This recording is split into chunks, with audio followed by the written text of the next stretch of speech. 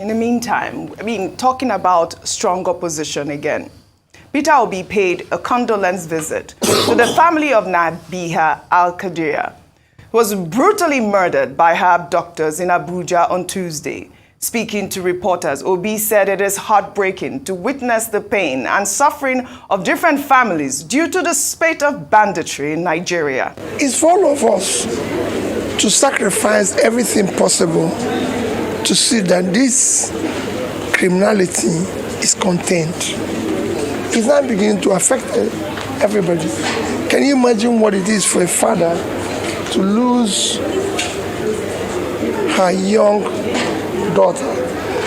Not just her, imagine Folashade's family as well, 13 years old.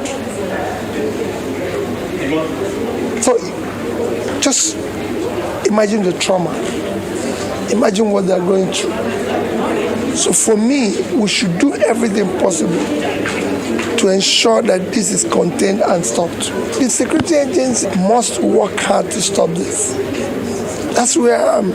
It's a very sad situation. I don't even know how to start commenting because this is happening every day. I opened newspapers in this morning.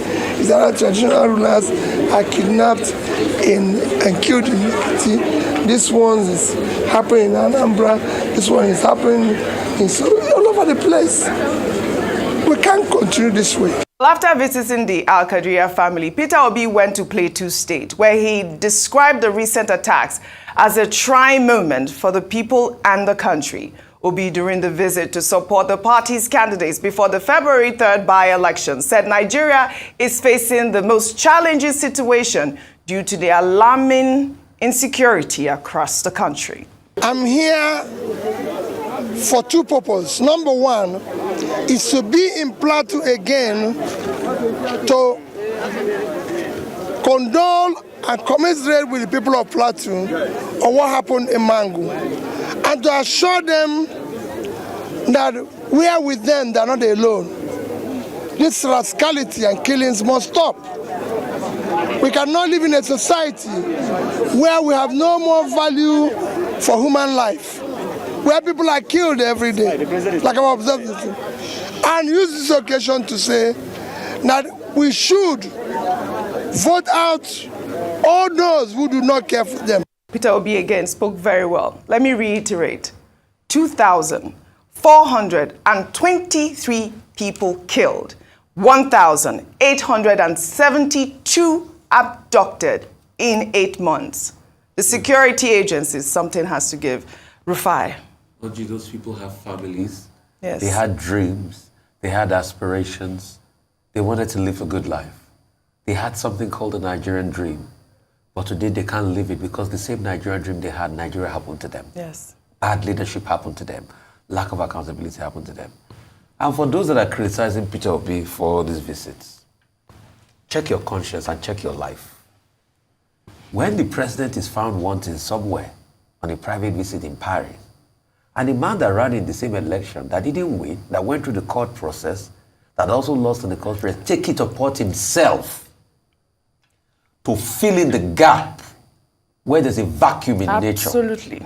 Then you start to criticize the man. Are you not part of the problem of Nigeria? Is this not what the commander-in-chief is supposed to do?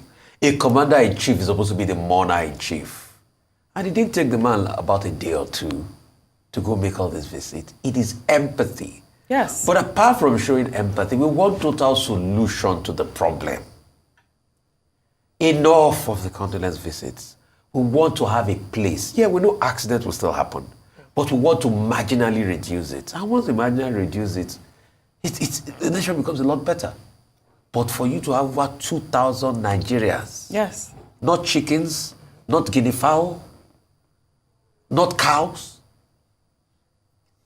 not goats, not ewes. And this is not a war-torn country. And it's not a war-torn country. This is not a war-torn country. The country has become a killing field of biblical proportions. We have IDP camps. We have IDP camps in our own internal country. OG, before, I remember Nigerians used to talk about IDP camps that were set up in this country for the Liberians.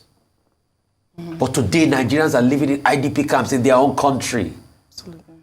And their leader is nowhere to be found. Ha. Ha. Ha! Ayo. Right, so when you watch the footage of Mr. Peter Obi going to visit the Al-Qadria family, you could see the excitement on the faces of the young girls. I think just the fact that they felt that someone that important thought they were important enough to see. You would see one of the girls when they were doing the group picture come just in front of them. The fact that they felt supported at that level meant something. It sends the right signal. Absolutely. Whilst you're tackling issues, if the president, yes, we can say the president cannot visit everybody. You know, he has a lot on his plate. Right, I accept that. But there are people in his government that can show, and Abuja is under his I mean, they live, he's not even going to take a plane trip. And there were two families, the Ariyo family and the Al-Qadria family. Just a little show of empathy. Recall that despite all the complaints and the talk about the president not including it in his, including it in his, his New Year message? Yes, it was his the fact that he didn't include that, these things have happened, no reference to these things, just condolences to maybe the governors, it speaks a lot. Yes. What people want, it's just that we have so many issues, and like, oh, let's not continue visiting. But like I mentioned to earlier on that, beyond the visits, I'm telling you, we don't want to see visits. We want to see solutions. We want to see solutions. We do. I mean, we want to see solutions. And so investing in the military, investing in the police force, the special intervention squad, all these things are good. But we want to see investments in technology. Yes. The NIN they've used, what are they using it for? So we need to use these opportunities and let the government fix this issue. Absolutely. They need to fix this issue because we're seeing our Nigerians saying that they want to leave. In Ondo State, there was the rally, the secession rally. They want to leave Nigeria. This is not what we need.